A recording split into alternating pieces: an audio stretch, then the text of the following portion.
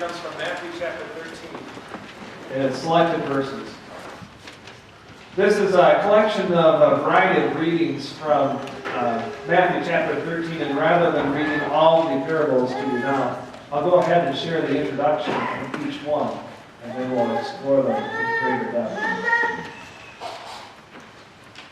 Matthew chapter 13, beginning with verse 24 in selected verses. Jesus told his followers a parable. He said, "The kingdom of heaven is like a man who sowed good seed in his field." And then he told another parable, saying, "The kingdom of heaven is like a mustard seed, which a man took and planted in his field. The kingdom of heaven is like yeast that a woman took and mixed into a large amount of flour until it worked through all the dough. The kingdom of heaven is like a treasure hidden in a field.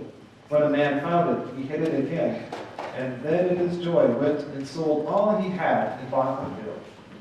Again, the kingdom of heaven is like a merchant looking for fine pearls. When he found one of great value, he went away and sold everything he had and bought it." I have a little warning for you. Today's message is extremely dangerous. The topic that we're going to be talking about is extremely controversial and has been debated for centuries. In fact, it is such a hot topic, it's caused churches to split, it's caused family members to be disowned, it's caused all kinds of turmoil throughout history. That's right, we are talking about the kingdom of heaven today. Such a dangerous topic that it is. And yet it seems like there are thousands of different ideas, different thoughts of what the kingdom of heaven will be like. There are entire books that have been written, and even last year in our sermon series, Living in Light of Heaven, we explored this topic, and we used one of the main resources, one of the leading scholars on the topic of heaven, Randy Alcorn's book, Heaven. And even that was controversial. He had some very different ideas, things that were different maybe than the ways we've thought of it. He might have taken some liberties with scripture here and there, but for the most part it was pretty solid. But oftentimes when we get into the topic of heaven, we begin talking about controversies, and we begin speculating what the kingdom of heaven is going to be like. Are the streets going to be paved with gold? Will I see so-and-so? We have all kinds of different thoughts and ideas. And depending on who you talk to, or what movie you've seen recently, or who you know, you might have some different thoughts and ideas of what the kingdom of heaven is going to be like as well. And so, when it comes to the kingdom of heaven, what can we know? What do we understand? Well, today we're going to take a look at Matthew chapter 13 and these parables that Jesus shares with his disciples and instructs them and tells them what the kingdom of heaven is going to be like. And by grouping these parables together, we'll look at 3 key points. And then I'd like to add some further clarification to help us understand the kingdom of heaven. The first parable that I looked at today was the parable of the weeds. Now this passage has always kind of piqued my interest to me as I've read this story and tried to place myself in it, trying to understand where I fit in and how I understand the world around me. Jesus shares with them, this is found in Matthew chapter 13, beginning with verse 24. It's on page 690 of the Blue Pew Bibles, if you'd like to follow along. Jesus tells his disciples this parable, saying that the kingdom of heaven is like a man who went out into his field and sowed good seed.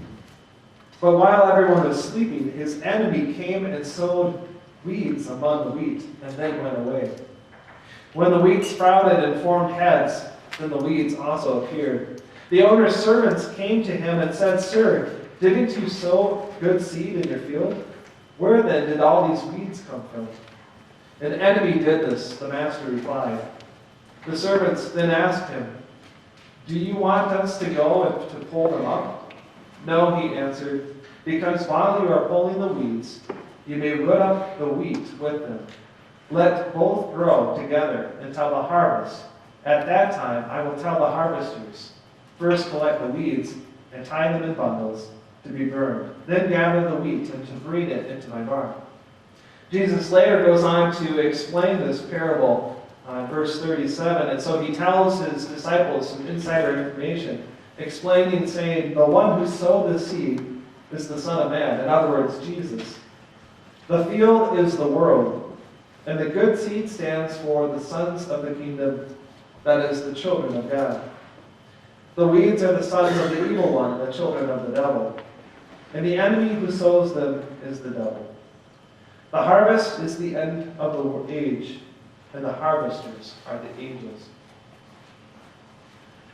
So often when it comes to the kingdom of heaven, there are some pretty narrow ideas out there, I think about it.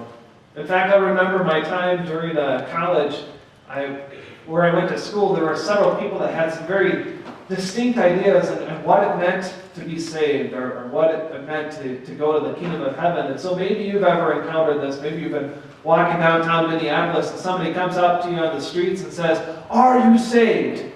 And you stop and you give them that deer in the headlight look, right? Because it's not really a question of whether we doubt if we're going to go to heaven or not. We know that that person has a very specific answer they're looking for, right? And unless you give them the exact answer they're looking for, they're just going to think you're a complete idiot, a complete moron. And so we kind of stumble through like, well, I've always been a Christian. I've always gone to church. I was baptized Lutheran. I was baptized Methodist. I was baptized as a teenager Baptist, whatever it might be. And unless we fit their narrow view, we're not really a part of God's family. We're not really a part of the kingdom of heaven. We like to play judge, don't we? We like to say that, well, let's see, who wants to be weeds and who wants to be weeds over here? Let's say these people I'm going to pick on this side today, you guys are the weeds, right? All right, and we got the weeds over here. This bountiful harvest here. You guys are undecided, I guess. You're in the middle.